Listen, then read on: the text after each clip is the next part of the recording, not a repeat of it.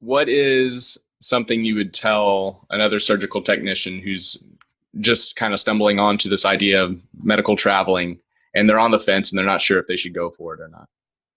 Don't be scared. Just get out and do it because it's not the end all.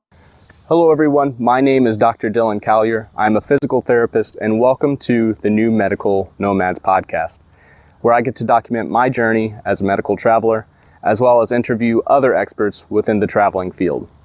Now, the rules for the traveling game are constantly changing, so anything you hear on this show should be for entertainment purposes only. This is not legal, financial, or medical advice. Enjoy the show and safe travels.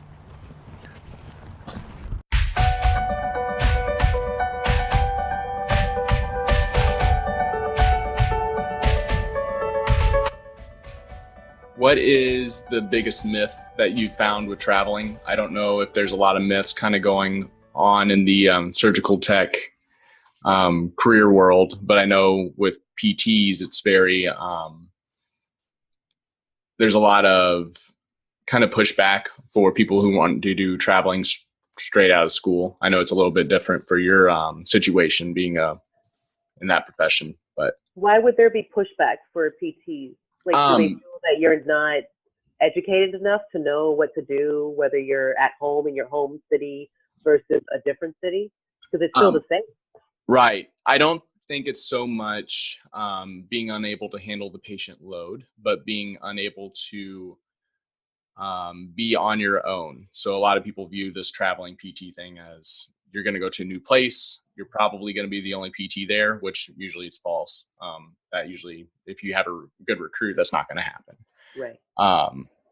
But that you'll be very vulnerable and get kind of taken advantage of. And in order for you to recognize those situations, you should be experienced, whether it be a year to 5 years before you travel. But that's interesting. Yeah. Because, regardless whether you're an employee or a traveler, you can be taken advantage of. Right. You know what Absolutely. I mean? Like, regardless of what that status is. Right.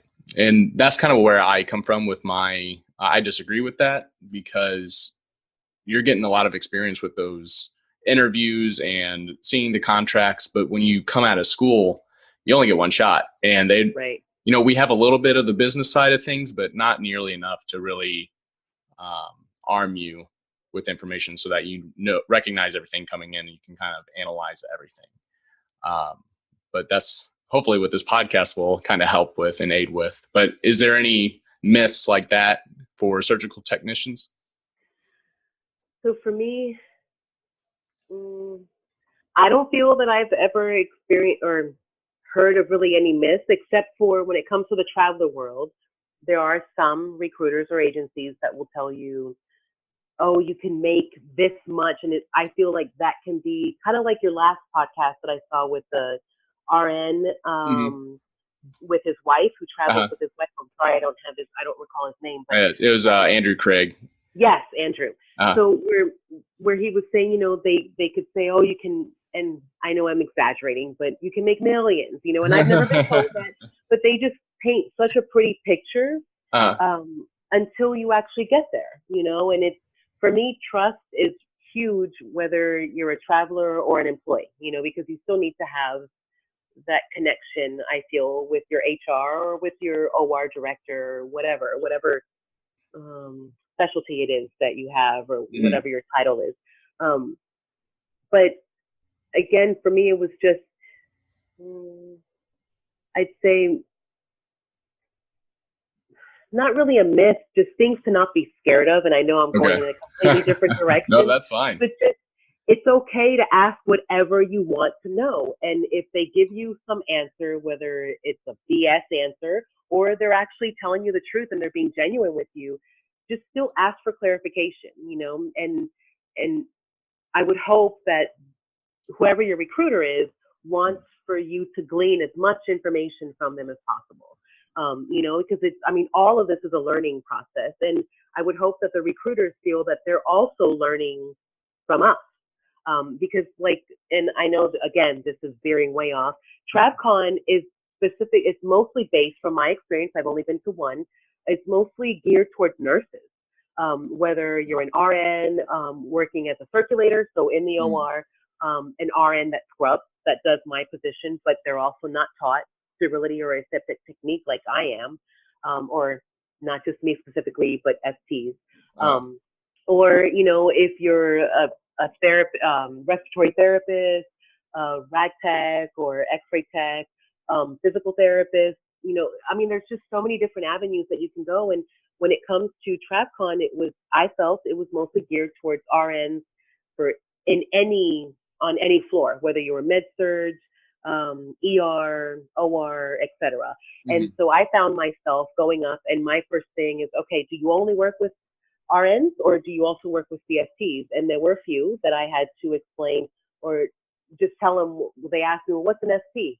And then I'd have to say, okay, well, we're also part of the OR. We're a very important part of the OR, because you can't do surgery without us. Like, it can't just be a surgeon and an anesthesiologist and a circulating nurse, you know, like you need to have somebody else there. And so once I did that, it's like, okay, they do have it. There's just maybe not as many possibilities because, again, surgical technologists can only work in the operating room, whether it's a surgery center. And you can, of course, work in a surgeon's office or a doctor's office, a physician's office, if they do like small cases, meaning that you only need to have like sterile gloves on. Because, you know, there are a lot of procedures, minor procedures that can be done in their office with like a topical or local versus general anesthesia or a surgery center. So yeah. So again, I have very long answers. No, so I'm sorry. That's And great. if you hear a certain word, I'll veer off a completely different direction. So I'm sorry. Yeah, no, it's fine. This year will actually be my first TravCon experience. So Nice.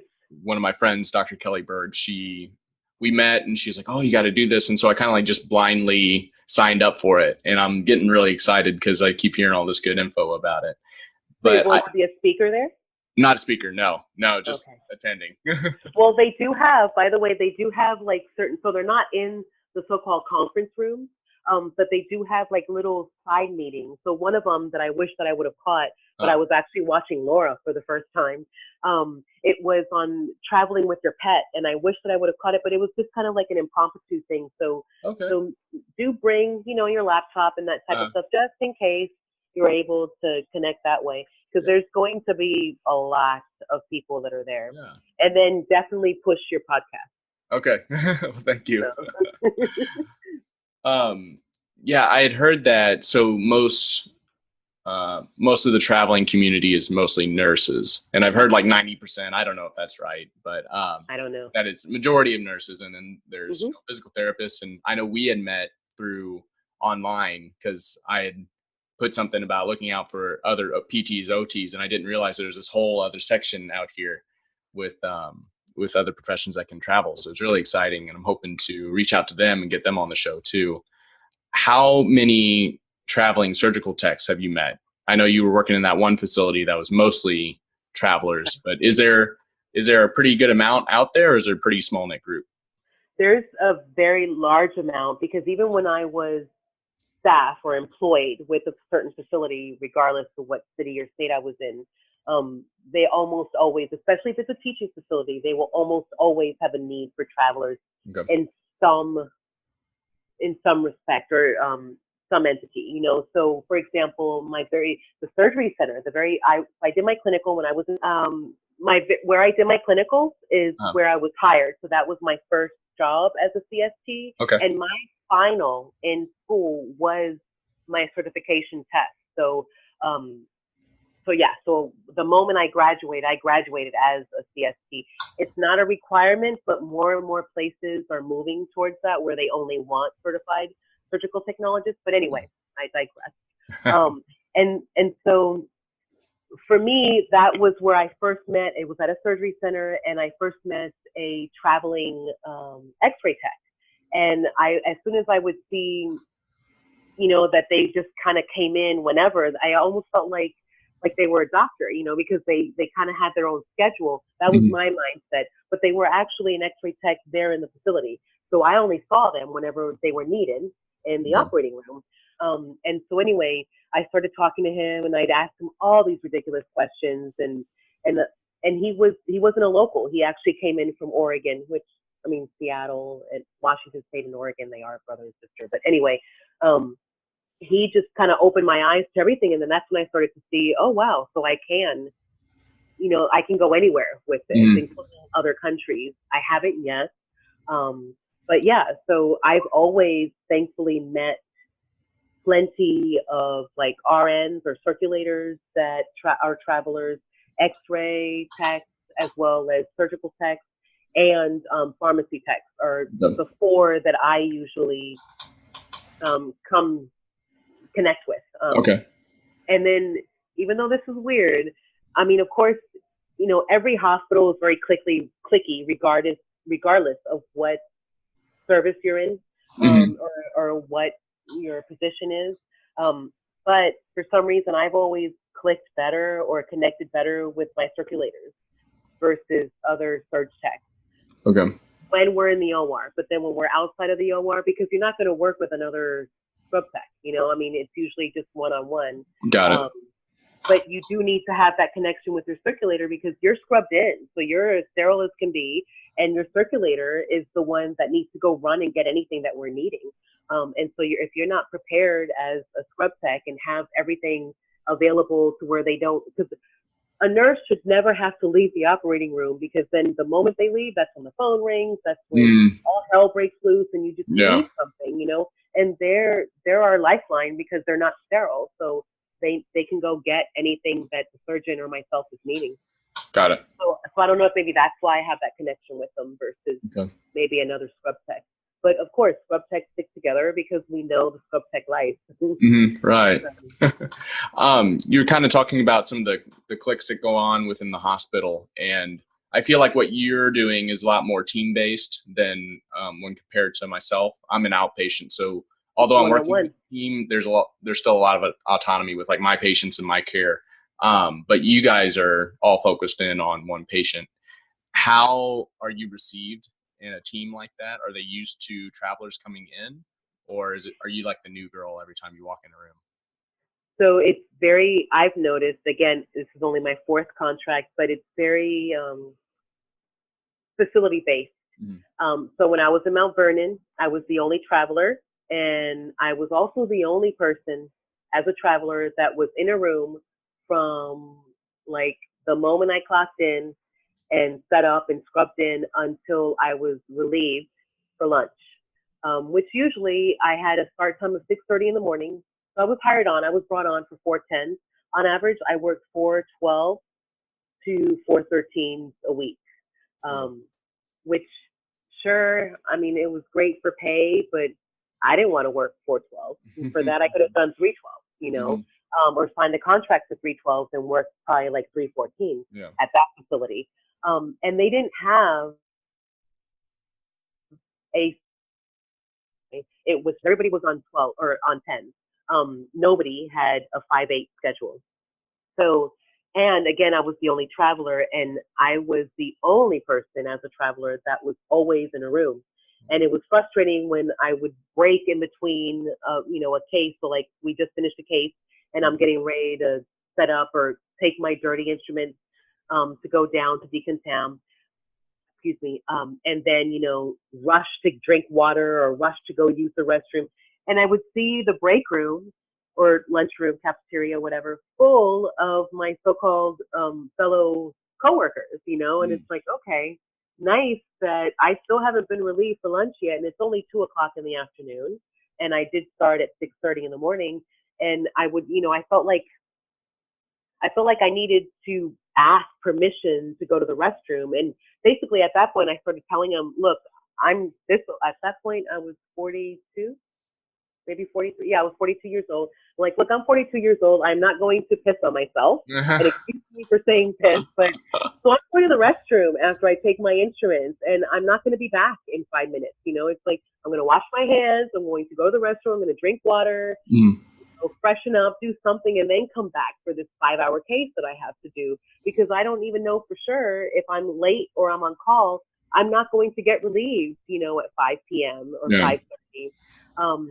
But all the other facilities that I've been, including this one, they're pretty good at appreciating the fact that you're a traveler, we need you, that's why you're here, otherwise they could have just hired somebody. Right. But when you're an employee, you almost always, you go through a minimum of 3 to 6 months orientation, so you can't be on your own. You can be on your own.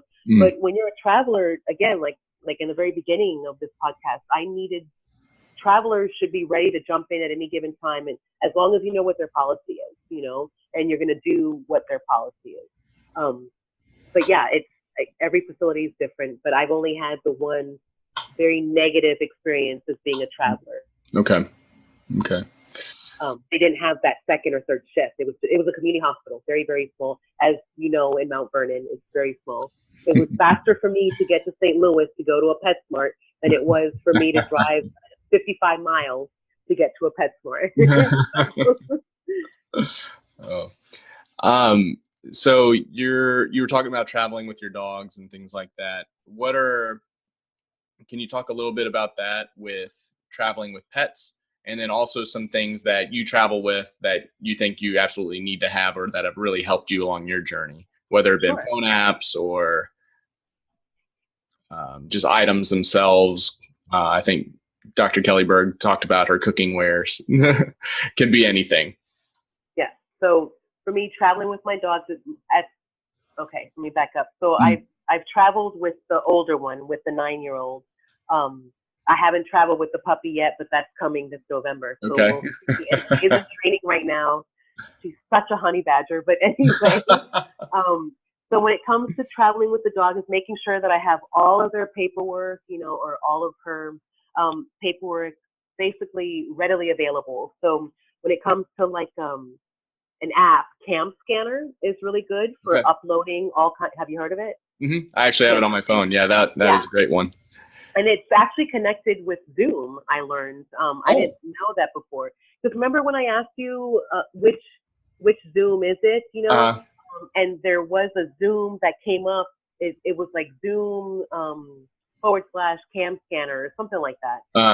Anyway, and so for me, making sure that I have all of her information and do have, especially if, I don't want to say if you're a good pet parents or fur parents, but have insurance on your animal. The way we have medical insurance, have insurance on your pet, just because it will relieve stress when something happens. God forbid something should happen, or Buddha forbid.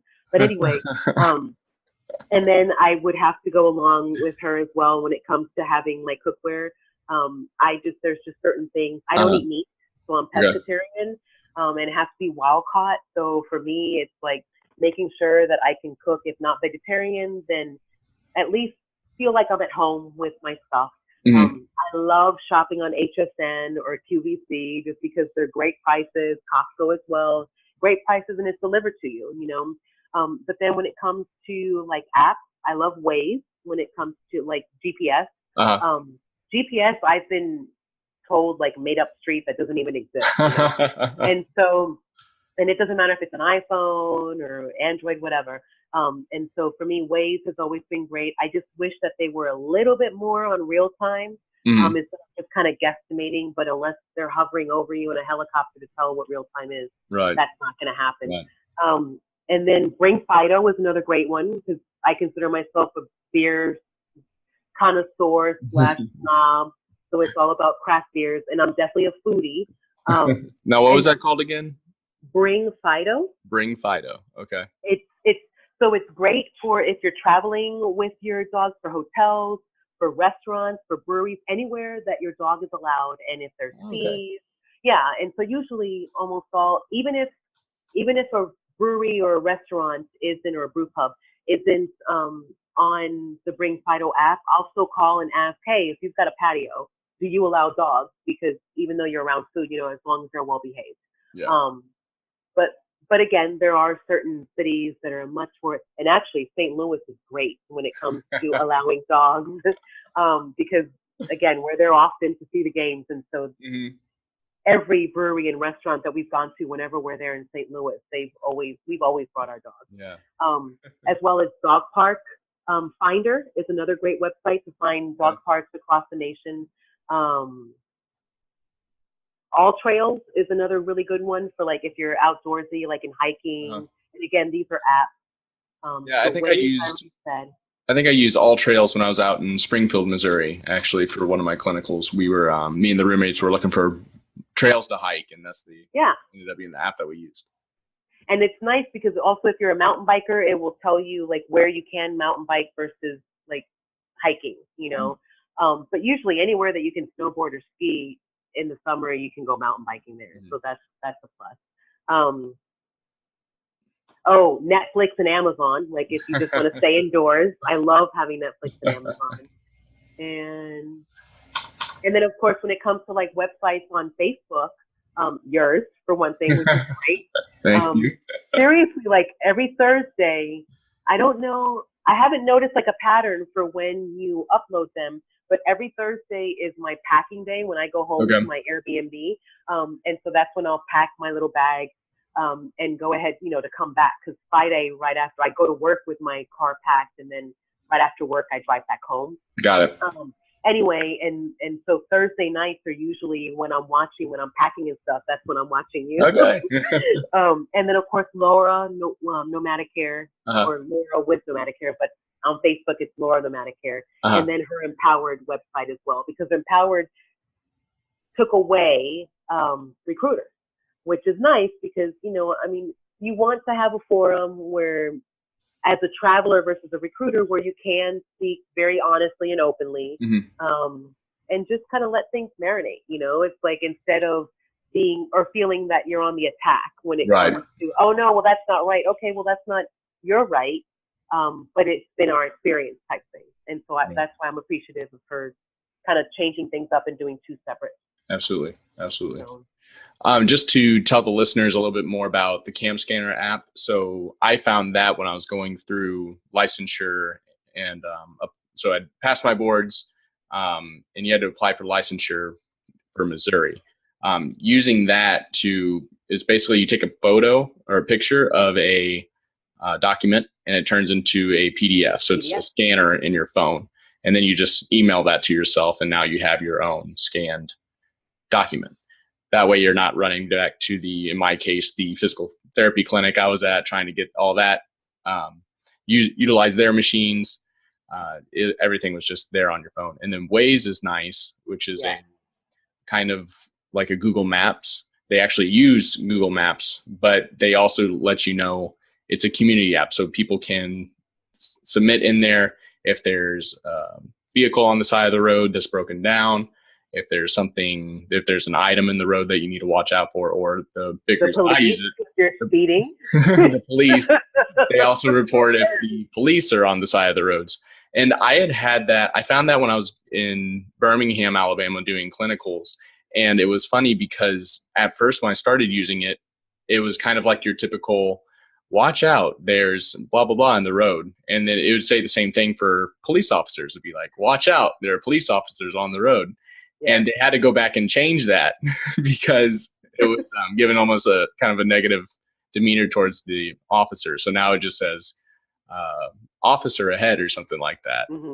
But I love doing beep beep to people when we're sitting in traffic. It shows up on there. So wait, what is that? Explain that again. So beep, you could just send a beep beep. So say you're actually looking, you know, it's on, but you're looking at it because you're at a standstill. Then, because of course you're not supposed to be messing with Waze unless you're a passenger. Right.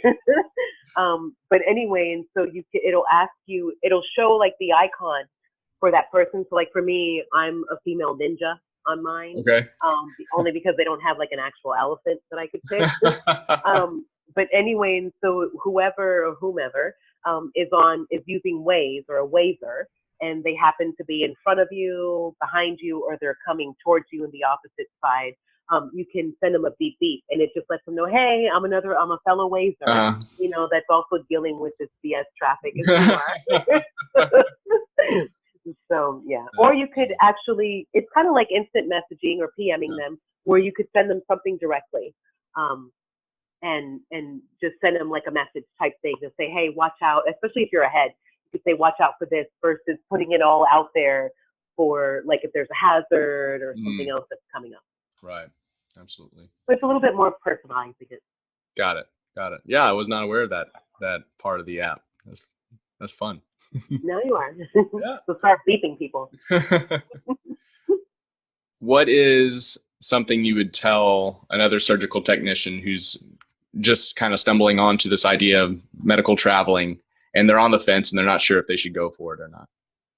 Don't be scared. Just get out and do it because it's not the end all, you know? So if for some reason your first contract doesn't work out or you feel like you were had, there's so many more. For one thing, there's so many forums out there.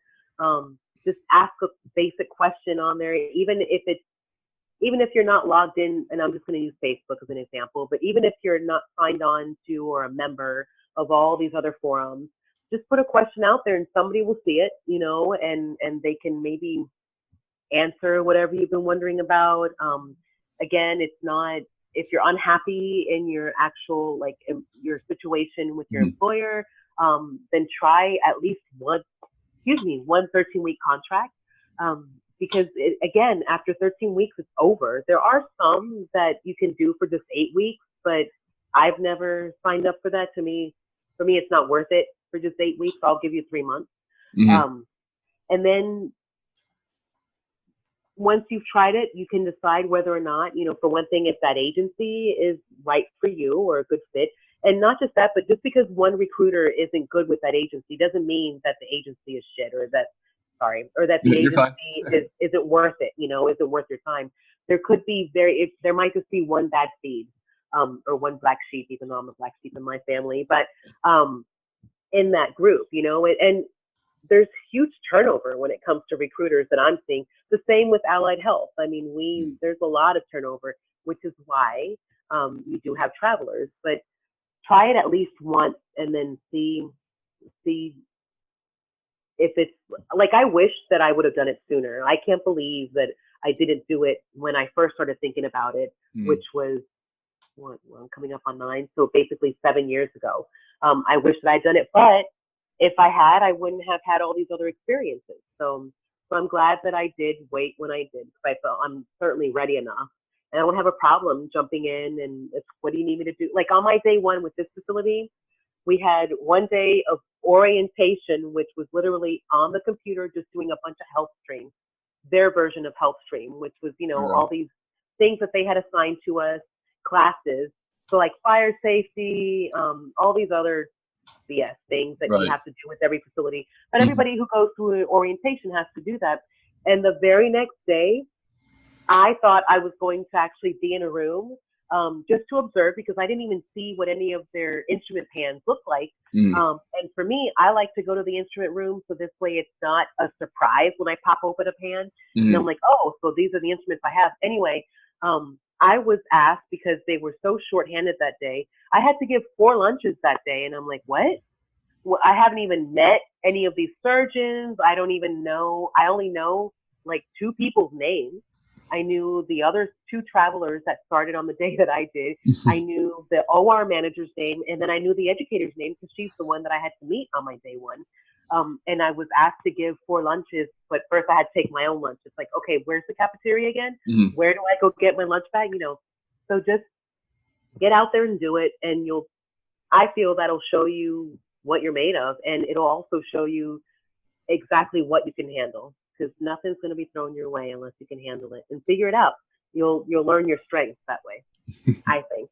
Yeah. And you get to meet lots and lots of people. And you can always start off just doing, if you're scared of leaving your state, or if you have children, because there are a lot of people, you know, that have other responsibilities at home. So just do a local contract and see, you know, it's just, of course, you'll get paid very differently that way. You're not going to get untaxed stipends, but you better have a very high taxes, or tax pay is a better way. And Laura will definitely say plenty of that on your next podcast. So. Wow, I just got really motivated to to get out there and go. Thank you for that.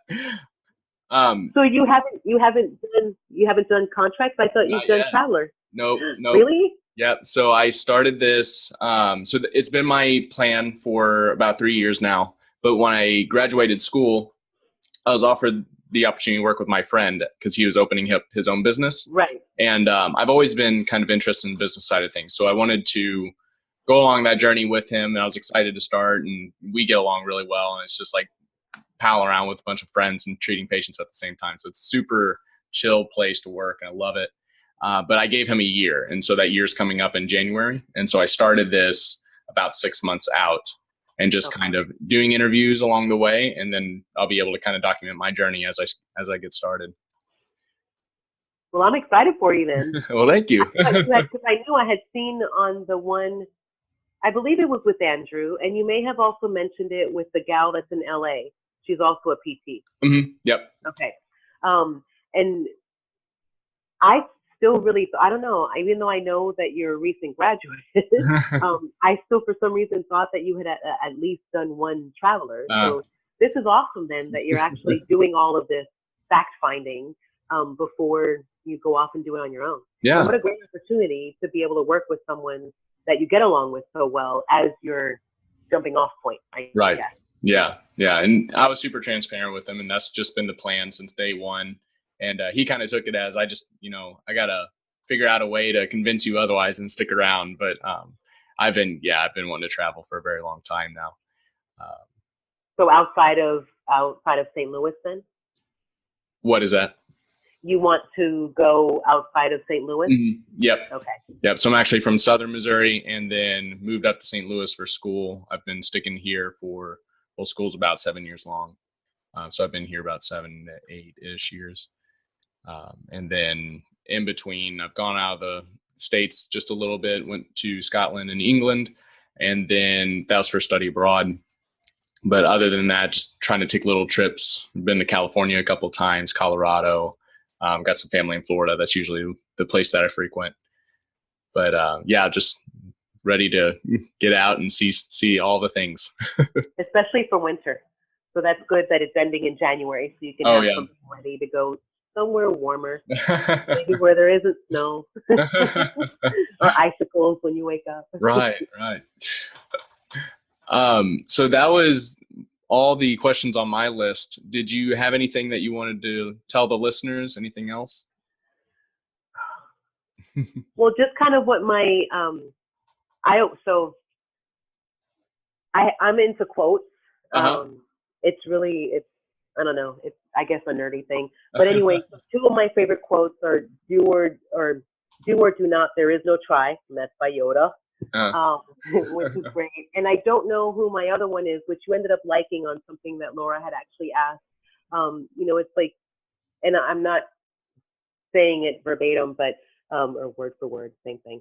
It's just, unless you challenge yourself, there's no way you're going to change, or the actual quote is, there is no change unless you challenge yourself, or there isn't change unless you challenge yourself.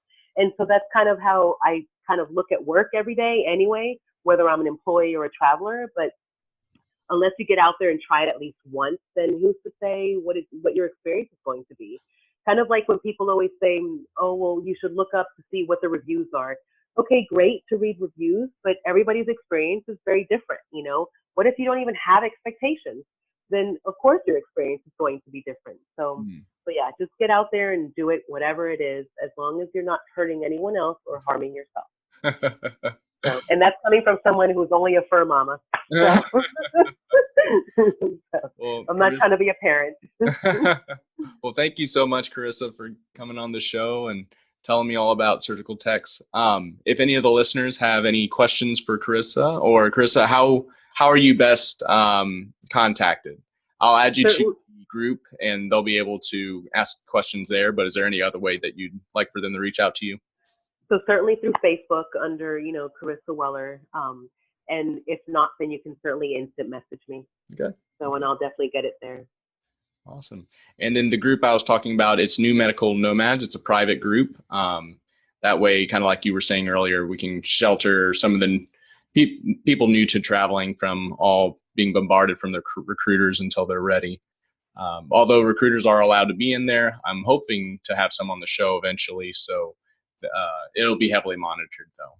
So yeah, check us out at New Medical Nomads Podcast on Facebook for the most recent updates. And then if you want to follow the YouTube channel, you'll actually get it a little bit earlier before I officially release them.